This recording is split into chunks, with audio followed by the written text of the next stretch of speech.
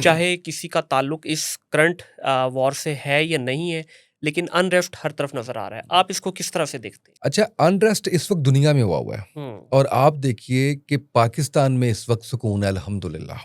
आप देखिए कि इस वक्त हम कितना क्रिटिकल उसमें से हम निकले हैं। यानी एक ऐसी तंग गली थी जिसके अंदर हम कहीं से भी अगर गुजरते और हमारा कोई एक साइड भी जो है वो टच कर जाती तो चिंगारियां ही चिंगारियां थी। ऐसे ही है। अमेरिका, हमारे उनके साथ मुफादात भी हैं, और हम सो कॉल्ड दोस्त भी हैं जी उनके, जी बिल्कुल। हम सो कॉल्ड इत्तेहादी भी हैं उनके। हाँ, हमने उनकी हर जंग में बिलवास्ता या बिलावास्ता अफगानिस्तान के पॉइंट जी। ऑफ व्यू से उनका साथ दिया, और वो जब दिल करता है डंडा लेके डूम और का नारा लगाना शुरू कर देते हैं। अब आप आ जाएं ईरान के साथ, हमसाया मुल्क, कहीं कहीं दोस्ती, हाँ।